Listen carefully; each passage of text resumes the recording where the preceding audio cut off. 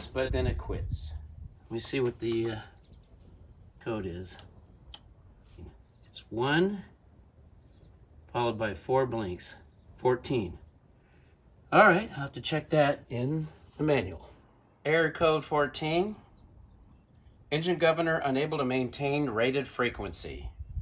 Corrective action? See an authorized Onan dealer. Well, that's of no help. Before I take this in the shop, I'm going to try one more thing. One of the comments I got on my troubleshooting video was to remove the oil clear down to right at the add mark on the dipstick. Well, right now it's higher than that, somewhere in between add and full. It's about halfway. I've already taken 18 ounces out, so I'm just going to remove some more oil and see what happens. It's worth a shot. Here's my handy dandy, custom made, wife designed oil sucker.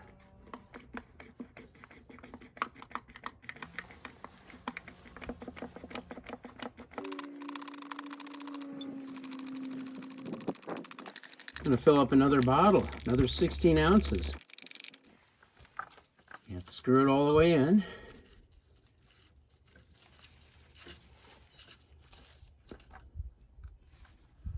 All right, just slightly above the add. I'm going to give that a shot. I'm going to prime it and try to start her again.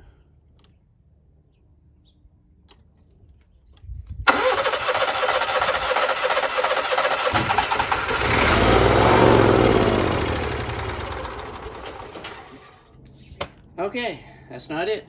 Okay, I'm going to temporarily disconnect the oil pressure switch. If it is faulty, that can prevent the engine from starting. First I'll prime it.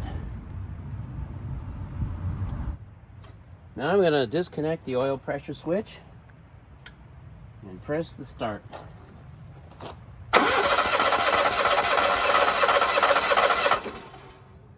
Well, it's definitely not the oil pressure switch.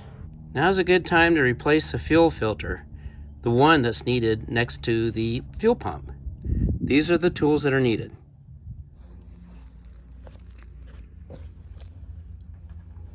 There's the fuel filter attached to the back of the fuel pump. Fortunately, it's a screw clamp, so I can quickly remove that.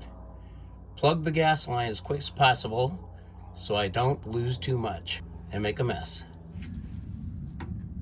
Loosen the clamp. And you can get ready just in case, Diane.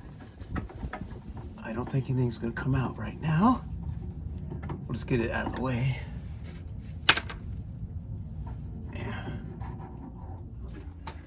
Drain the line on the top side in the float bowl and the line coming down, so there should be minimal gas coming down this way, I hope.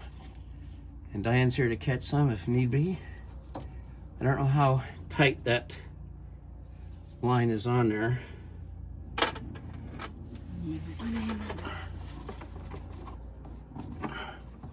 Oh, there it comes, okay. All right.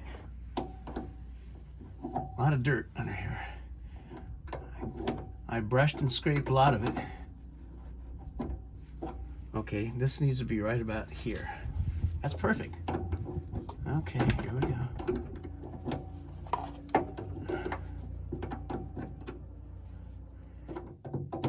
Hopefully the filter will slow the flow down more than just the open fuel line. Getting loose.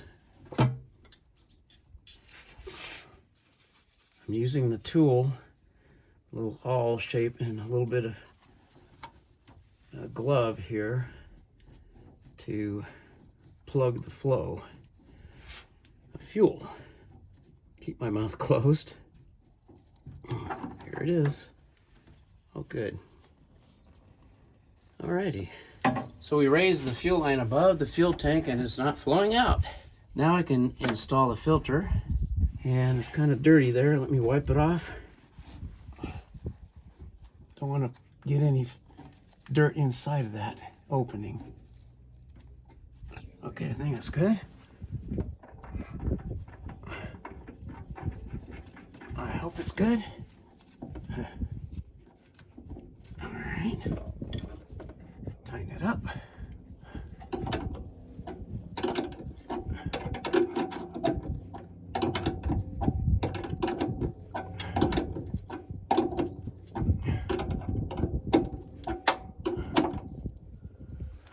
do it. Final step, clamping the fuel line to the filter. All right, go ahead and drop it back down. Okay. Now we're gonna need to catch some fuel here as I transfer it over. Okay. Okay. Try squeezing it a little bit, but here we go. Oops, going down your glove. It's okay. Hey, there she goes. Got the clamp? All right, yep. All right. I don't think any fuel came out of it. That was pretty clean.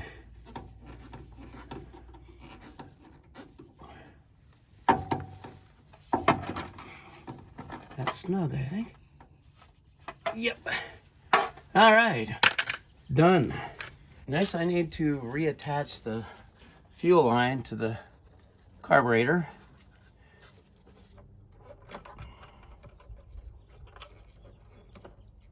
That feels good. Let's prime the carburetor. It's going to take a bit of time here because we've got a new filter. Let's give it 30 seconds or so. Let's see if we can get her started. Okay, let's try a little more prime.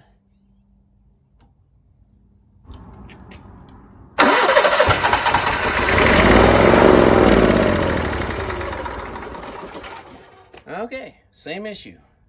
So I replaced the two spark plugs. The old ones were pretty dirty looking, but it didn't look like they were the cause of the generator not running. So here we go.